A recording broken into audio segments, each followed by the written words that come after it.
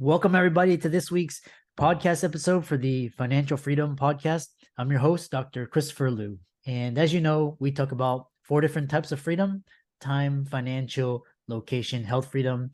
In that light, I'm always interviewing entrepreneurs on the cutting edge, shaping the world. So today we have Kennith Burks, and he's the founder and CEO of CarKenny, which is a revolutionary mobility solutions provider designed to reduce vehicle theft and accident, expand access to environmentally friendly mobility options, and get cars off the road, which I really resonate with. So with that, we're going to talk all about business, entrepreneurship, the emerging landscape of vehicles. And with that, Kenny, welcome. Thank you. Thank you. Thanks for having me. I'm excited to be here with you and your audience. Yeah.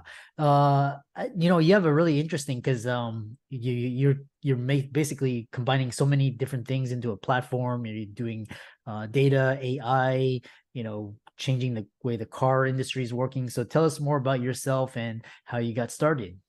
Absolutely. Yeah. So a little bit about myself. Although I'm really ingrained into the mobility and vehicle space now, it wasn't always this way. I actually got my first vehicle when I landed a job in the mobility field. So before that, I didn't know what a vehicle was, a tire was, mobility, connectivity, etc. So it's kind of, full circle to see where I am today.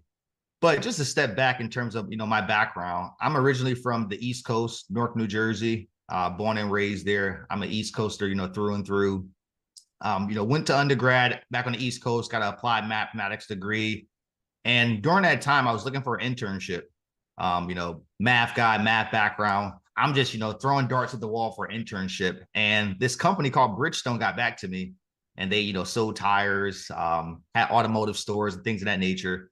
So it didn't really, fully correlate how mathematics, tends itself with automotive. But, I went through with it. I went with the internship, and it really got me into the mobility field. And that really got me where I am today, using my mathematics background, my problem solving approach, and then kind of branching that to the mobility field really, got us to where we are today of me looking at mobility through the lens of a problem solver, a user. How can I help, the mobility infrastructure, albeit safety, convenience, traffic, you name it. And that's really, a little bit about my background, why I'm really so passionate about the mobility field.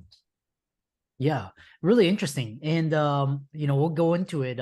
So first we'll talk about basically the future of mobility. And so I'm curious to hear your thoughts on that. Yeah, I mean, it really varies, depends on the lens you're looking at. I'll look in 2 lenses, and the 2 lenses I'm building in. I would say first, vehicle connectivity and how that lends itself to safety through telematics. The way I like to explain it is, 20 years ago, you were actually rolling around a gasoline powered vehicle, dial knobs, maybe you had a CD player in there, but you were pretty much, only connected to the vehicle you were in while you were driving it. Outside of that, you really had no connection to it. If the vehicle was, stolen, you had no idea about it. Maybe the car alarm went off, but you had no physical way to track the vehicle. The vehicle was speeding, and let's say, your child was driving, you had no indicator that your child was speeding. So the future mobility, as I see it through connectivity, is going to be an ecosystem where a lot of data is at your fingertips. And you as a user, you as a business owner, you as a consumer, really have the opportunity to use that data as you wish. So again, if you're a worried parent and your concern is, hey, is my child actually going to this party she said she was going to? Let me check her vehicle location. Or is she actually, adhering by the speed limits? That lens, the future mobility will be a lot better for you, opposed to you being up at night worried. You'll have that data at your fingertips. Another use case with that same vehicle connectivity could be you're a business owner, a fleet owner. You have, let's say, 25, 30 vehicles. And let's say you're in the, landscaping business. You got 30 vehicles out there working for you daily, obviously with your employees there as well. But you want to just make sure your the employees are following, protocols, as well as they are safe out there. There's no accidents, things that the vehicle is not stolen. And how can vehicle connectivity and data be important to you as a vehicle owner or a fleet owner, as your vehicles are out being monetized? And in the past, those things were possible, but you had to buy plug-in devices. You had to hotwire the vehicle, put things on the battery. Just too many opportunities for things to go wrong. And a future mobility in that sense is the vehicle is a computer. So you have access to a lot of those data points that the vehicle is spitting off at your fingertips, through your phone, through your computer, right? Right there when you need it. So on one lens, I see the future of mobility very connected. A lot of data flowing back and forth between the OEM, third-party consumers, as well as the consumers itself. And then on the other end, really quickly, the future of mobility, as I see it at a greater scheme, is accessibility. Imagine you're traveling to San Francisco or New York City. Depending on what you want to do that day, maybe you want to go see the Statue of Liberty, or you want to see the Golden Gate Bridge. If you're out in San Francisco, there's probably, 15, 20 things that's on your itinerary. And one mode of transportation doesn't really suffice that. Maybe it's the train to somewhere and then the bike back, or you're riding a scooter with your wife and your kids and you're catching an Uber back, or you maybe want to take a rental car today because you guys want to go camping or hiking for the day. And how do you really access that as simple as possible through one platform, through one payment, versus 12 apps you need today? So the future of mobility, as I see it, is one ecosystem that allows you really to get around. Very simple, one platform, one app to book, plan, and pay for your mobility trips. And that really lends itself to us moving towards a shared ecosystem. And that's really how you get vehicles off the road. If you really optimize the vehicles that are on the road and the vehicles that are in our ecosystem, that's how we see the opportunity to get vehicles off the road and help, solve some of the greenhouse emissions, issues that we have because of, a lot of the vehicles we have. Yeah. And talk about especially infrastructure, because like not only like vehicles, but like if you going to the airport, for example, and just like you have to, it's so, I mean, it's a traumatic experience. So talk about modernizing mobility infrastructure. Absolutely. And I think that lends itself, one, to connectivity, because when you know where the pieces are, you can actually, plan ahead and move a little more efficiently. So the example could be, if I know I have a 9 o'clock flight today and I caught the train, I know the train comes at 6 a.m. I can really plan my day ahead. And yeah, there may be some wiggle room there because nobody is perfect. I'm sure that train may be a few minutes late, a few minutes early. So definitely plan, being able to have some wiggle room in there. But I think the future of the mobility infrastructure is a connected one where all the assets are talking to each other. So the bus has connectivity data, the train has connectivity data, the Uber has connectivity data, et cetera, et cetera. So you can really dial in exactly how you need to plan your trip to really optimize your travels. And just to take it a step further, although it's outside the mobility field, it also could, be brought into this platform. Whereas you can see how long it takes for TSA line to be there, because that technology is out there. So you can say, hey, I can plan my trip. TSA is taking 37 minutes right now. Let's plan that 37 minutes into our travels versus, kind of being in the blind. So I think that's the future of the, the mobility infrastructure as a whole. Is really connected and, assets and data talking to each other so that us as consumers have that data at our fingertips to make the best decision that, we can at that time. Yeah. Yeah, especially the transportation, especially the roads and cars, crazy drivers.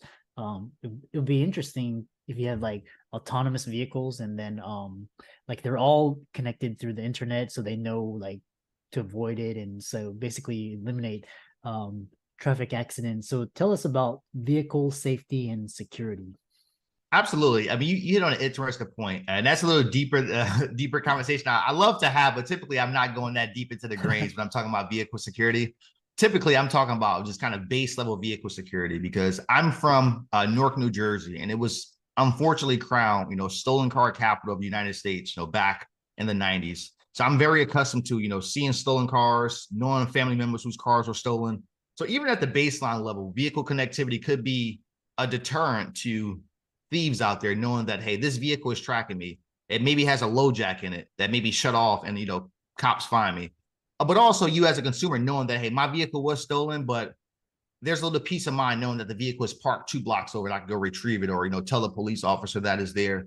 And also just like, as I mentioned before, just vehicle security of your loved ones, people who are monetizing your vehicles. So on that end, connectivity is definitely going to lend itself to security, and it's happening already. If you own a Tesla, they have a very, a very extensive security system in Sentry mode. And it's one of the better systems out there. It was actually something that when I was planning, Car Kenny back in 2017, I was saying that I would love to meet with Elon Musk to build that out. And he went out ahead and did it. So it let me know I was at least on the right path.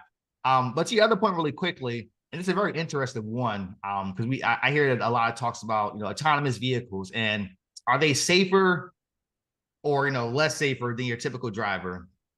And studies say they're definitely safer than your typical driver based on the number of accidents. But the point you made of, in a future of, connected, I can see a case where an autonomous vehicle is driving on the road with a crazy driver. Yeah, that's a cause of concern there, because you got an autonomous computer there trying to think what the driver is going to do and vice versa. But if everybody's autonomous and all the data pieces are connected and they're talking to each other, yes, we know the sensors won't get 5 feet within each other. This vehicle is going 35 miles an hour, so I'll go 29. So that's the future that I'm very excited for, because as we build to there, yes, be a lot of building blocks and a lot of convincing. But I think once we get to that real connected ecosystem that all these pieces are talking to each other, I think that's when we'll really see the data, come to life, that these vehicles are, 90% safer, whatever that study say. I think once we get to that point where everything is connected, even like the traffic lights and the parking and everything, it'll be a lot safer. And that's what I'm looking forward to for sure.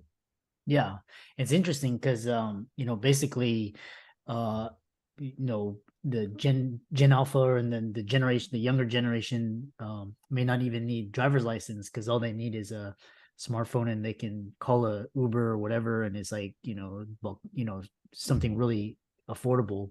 And then you get rid of like buses and this noise and sound and all this pollution. And so what's interesting is you do so Car Kenny is a mobility as a service platform. So tell us what MaaS is and how it's transforming the future of mobility. Absolutely. Thanks for that question. Yeah, I would say us as a whole, we're building a future of mobility. And the two legs that I mentioned is, one is telematics. We have a platform on the market today on the App Store under Car Kenny. And essentially what I like to call it is a Ring doorbell type approach for your vehicle. So kind of have that same safety that you get from a Ring doorbell for your vehicle. If you're 1,000 miles away, you can see who's at your doorbell. You can talk to them. Really kind of have some peace of mind there. Giving you that same peace of mind for your vehicle. We have that platform in the market today. To your question of mobility as a service, it's kind of what I mentioned earlier of accessibility in a one-stop platform. Mobility as a service combines all modes of transportation into one easy-to-use platform for users to book, plan, and pay for transportation and mobility needs all through one platform. So you can imagine, one platform having Uber, Lyft, Lime Scooter, Bird Scooter, City Bike, other e-bike providers, as well as rental cars. Then you got the mass transit providers like, Metro here in LA, or BART in San Francisco, MTA in New York City, et cetera. So really giving you the whole ecosystem so that you as a consumer, you don't really need to own a vehicle. Now, there's some pockets of America, I get it. You got to own a vehicle. But if you're living in San Francisco or New York City, I mean, you really don't need to own a vehicle. Everything you need is right around you. So if you do want to take a longer trip, well, there's a Zip car parked right outside your house. You can rent it for the day. Or maybe you just want to ride down the street to the grocery store. You can walk or ride a bike. So that's really what mobility as a service is one platform that really combines all modes of transportation for accessibility, as well as, again, it helps get vehicles off the road, because if you don't need to own a vehicle, that's one less vehicles that's, sitting there parked 80% of the time, as numbers say. That's one less bill you get to have, one more peace of mind for you and your family, but still being able to take advantage of, the mobility options out there. So that's in a nutshell what mobility as a service is. And again, some of the beacons are accessibility, environmentally friendly mobility options, and then moving towards a shared ecosystem versus kind of the personal ownership society we live in today. Yeah. Really interesting conversation. And we're hearing these X as a service platform. And it's really interesting to see the what Car Kenny is doing, especially in terms of safety, security, the environment, and incorporating into this future of mobility. How can people contact you, follow you on social, and check out your website? Absolutely. Yeah, so our website is carkenny.com. We're currently going through a makeover. However, there's a lot of information right now on telematics and the importance of vehicle security. But stay tuned. We're going to be, launching our mobility as a service platform here soon. It's going to give you a lot of data on the benefits of mobility as a service, even if, you're just taking pieces of individual technologies or transformation or transportation service providers like a MaaS Transit only or Uber only. That platform is coming soon. A lot of information online that you can find at carkenny.com. You can also find us on the social media platforms, Instagram, Facebook, and Twitter. Our tag is Car Kenny Inc. INC. You can find us there. My personal pages is really where I spend a lot of my time. Instagram, Twitter, Facebook as well. It's my last name, Burks, and then it's KK01. That's my @ BURKS KK01. You can find me on Twitter, Instagram, and Facebook there. And then finally, most importantly, you can find us on the App Store. The Car Kenny app is on the App Store now under Car Kenny. We have a 7-day free trial, so you can go around, play around, add your vehicle to see exactly what some of that vehicle accessibility, you can get now, like unlock your vehicle remotely, check your GPS location, check your vehicle health status. So yeah, between those platforms, social media, our website, and then on the App Store, I think your users should be able to find us, your listeners. Yeah, you should find it everywhere. And with that, be sure to check out Kenny's resources. They'll be in the links and show notes. Be sure to check out carkenny.com, see how the company is transforming the future of mobility. And with that, thanks so much, Kenneth. And it was a very interesting conversation about the future of tech and mobility. Absolutely. Thank you. And I look forward to coming back here soon and actually showing you what we built.